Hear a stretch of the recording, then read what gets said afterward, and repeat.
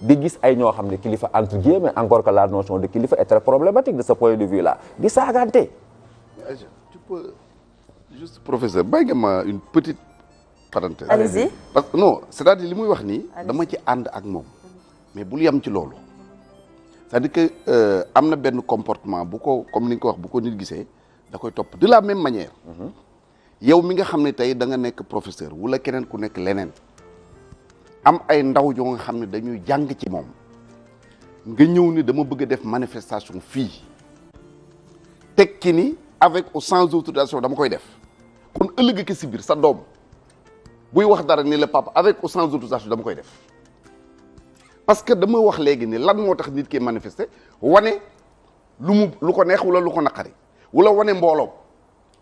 mais wax ngeen ko plusieurs fois buñ ko defee à chaque fois ñu organise manifestation fii musul am benn problème kon pourquoi boo bëggee def manifestation te manifestation bi rek moo la tax a jóg bëgg sa message ñu dégg ko bëgg mbooloo mu daje wax mu wóor la ni fii boo ko fi defee mbooloo mi danañu ñëw jàmm dana am nga def sa man ñun la fii nga ko war a defee nga ni par force du ma ko defee fële laa koy defee loolu aussi ça pose un problème. waaw loolu ça pose un problème monsieur le ministre mais xam nga au-delà du fait que man damaa bëgg a def manifestation dafa am leneen lu am importance lu nekk ci gannaaw mooy ci réew mi laa dëkk parce que man je crois que ñun duñu bi may yóbbu keroog sumay xale manifestation dama ne leen dem leen ngeen savourer un policier ak un citoyen côte à côte. absolument. abal ma sax cigarette ma tox ngeen xool nu mu neexee mais loolu état bi moo koy briser parce que man mun naa waat presque avec quelques réserves que bu ñu bàyyi woon nit ñi ñu dem toog place de l'indépendance ñu encercler leen dara du fa xew mais xam nga lan la ñuy ragal gis ay parce que xam nañ ne bu ñu ko autorisé woon tey di fa gis ay millions de sénégalais yoo xam ne nii loolu aussi du point de vue du management et de la gestion de l'image du politique dafa am lu muy def international dañuy taxaw télé dañuy taxaw ñu gis ni tey ay millions de sénégalais ñu ngi génn fait sur la place de l'indépendance état bi image boobu lay bañ mais je crois que ça fait partie de la démocratie loolu ça fait partie de la démocratie. Là c'est votre lecture. Ah bien sûr c'est moi qui parle. C'est moi qui parle. Ça n'engage que lui. C'est pour vous dire que li nga wax noonu mun na nekk état mun na gis loolu mais mun na gis leneen. c'est possible mais leneen lan la ñuy laajte Omar Faye justement tey jii comme ni mu ko waxee est-ce que kii di préfet amul woon yenn yoo xamante ne moom rek peut-être moo ko mënoon a xam parce que quoi qu'on dise gis nañ ne que fii ñaari manifestation peut-être ñoo naroon am deux camps yoo xamante ne ñii pour ñee contre la manifestation est-ce que tey jii affrontement yu peut-être yu mu xalaatoon ne que mën na am taxul tey jii ñu interdire manifestation bi. c'est-à-dire d'abord dama bëgg sama mbokk Serigne Mbacké Ndiaye ma xamal ko ne ko entre Macky Sall ak Abdoulaye Wade selon vous qui est le plus démocrate. Vous me posez la question. waaw kii mooy poser question. tu changes de camp change de position. c'est-à-dire que tey war nga mën a nangu taxaw ne au moins bi ma nekkee ak Abdoulaye Wade gis naa ne li Wade doon accepté Macky Sall mii du ko accepté du tere nga ànd ak Macky parce que fii la ñu fekk aussi c'est-à-dire que li ñu am comme acquis du ñu ko yàqal c'est anormal lu ma ànd ak Macky Sall am na yoo ma ci di tamit bu dul yoon ne lii du yoon Assemblée nationale la ñu taxaw 23 juin ñii taxaw ne bu ko nangu Wade autorisé marche bi ñëpp jóge fu ne ñëw taxaw Assemblée nationale def marche gars yi naan palais la ñuy jubal ku nekk la ñuy def malgré que am na ay sànnante xeer fii lacrymogène ak lépp mais Wade daan na autorisé te xam ne ça le fragilise. Vous étiez là au palais avec Abdoulaye Wade on était là sur le terrain en train de mener le combat avec les Macky Sall avec les Idriss Seck avec les comment dirais-je les Tanor et tant d'autres et tous les Sénégalais mais du tey nag Serigne la ñuy taxaw nga naan ñu non ay préfet am na position ay état lii ay policiers ba sàmba mais quand même je ne te reconnais plus c'est ça la réalité nañu wax li nga xamante ni ne au moins mooy jaar yoon.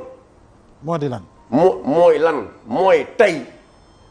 ñëpp xam nañ ne courant bi du yoon ñu yokk ko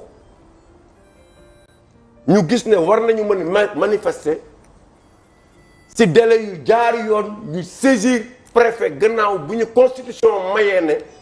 bu la neexee manifester yow li la metti wala lu la neex. mais Omar Faye moom par contre dafa soutenir ne que d'accord na ak manifestation mais il faudrait que ñu xool aussi préfet lan moo nekk ci ginnaaw lu nekk ci ginnaaw lan moo nekk ci ginnaaw Ablaye Wade yor nguur ñu war a jël nguur jël Dakar bi yëpp taal ko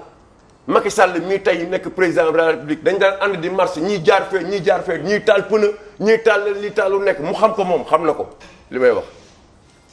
boo demee France ñu ngi taal ay pneu taal lépp te du tere bu war a marchaat ñu mayaat leen ko force de l'ordre ça sert à quoi les policiers quels sont les rôles de am na ay policiers yu civil da ngay taxaw commencé manifester ñu téye la yóbbu la lan moo tere tey bu nekkee ci biir bu ñu gisee kenn ku yàq ñu téye la sànni la ci biir lu ko tere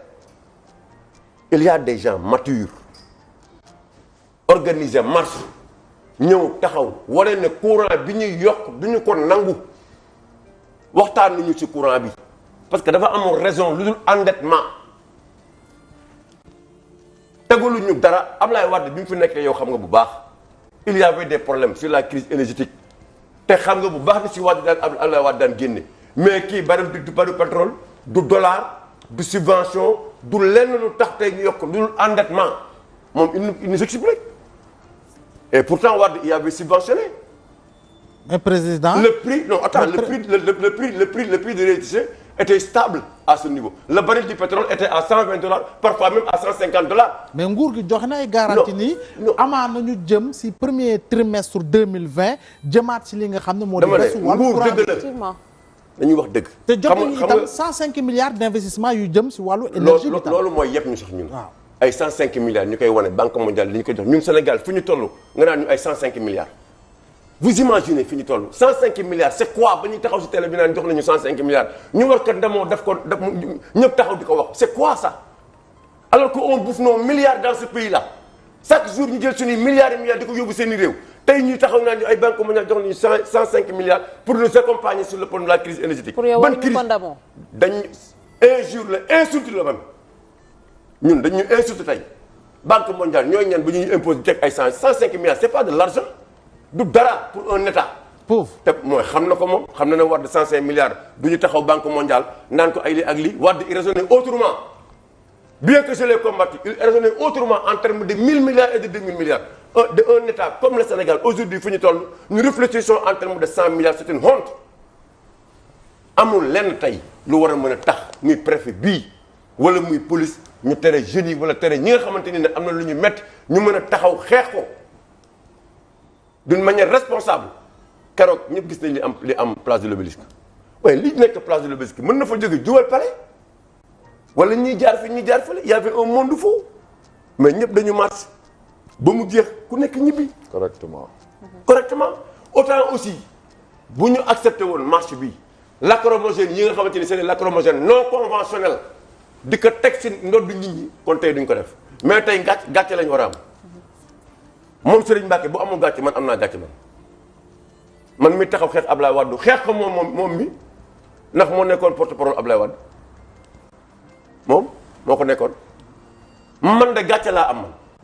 ci li ma xeex yépp Ablaye Wade tey amuñu lu ñuy Macky di indil ñu war a organiser marche mu ñu door ay lacrymogène avec tout ce qu'on a fait pour lui on a fait vidéo aussi wala ñu génn ko bokk ce qu'il disait en son temps quand il nous parle mais VAR baa ngi fii nañ ko génnee ce qu'il disait en son temps mais tey bu ñu ñëwee taxaw ñuy wax ay arrêté Ousmane Ngom ñun Ousmane Ngom sax darul exemple si ñun c'est une erreur monumentale ñuy taxaw di wax Ousmane Ngom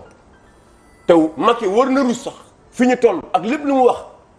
ak tout li mu digaale askan wi lépp ñuy taxaw naan arrêté Ousmane Ngom moo tax ñuy interdire telle ou telle chose dama ne tey amul lu ñuy waxtaan nag Senelec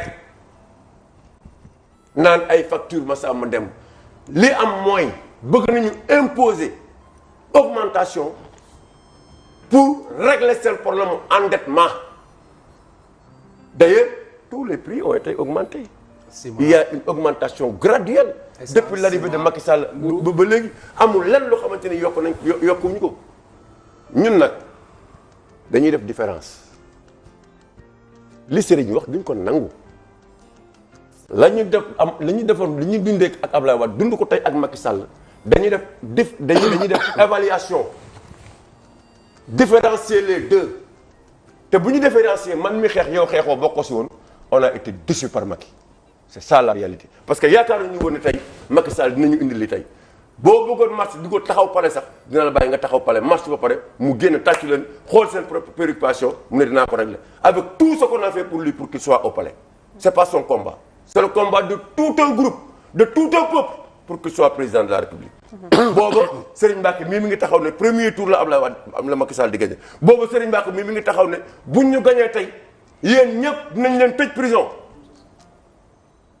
donc c'est pas aujourd'hui que ñu xeex ak tout ce qu'on a fait ñu ñëw taxaw di ñu wax ay Massamba ak Mademba nous l'accepterons pas. leer na waaw il faut être constant dans la vie. Cheikh Omar ñu dégg la sànq ci seen émission les grandes gueules ngay wax ni que lii amaana ñu ngi koy méngale ak atteinte un peu à la démocratie. waaw mais xam nga ce qui est triste et regrettable ñu ngi wax sànq image professeur mu ngi naan image bu ñuy wane sénégalais mobilisé mais image bi ñuy wane dafay génn à travers le monde et d'ailleurs xam naa loolu ñàkkul sax moo tax ñu doon patamee journalistes yi et moi je considère que journalistes yi nga xañ leen def seen liggéey seen entrave à la liberté ñu exercer li nga xam ni mooy seen profession ndax ni policier bi amee sañ-sañu liggéey journaliste bi noonu la am sañ-sañu liggéey manifestation 2012 gënoon na métti te dañu protéger journalistes yi kon loolu dañuy exprimer suñu solidarité ñi nga xamante ne loolu mooy seen liggéey mais tey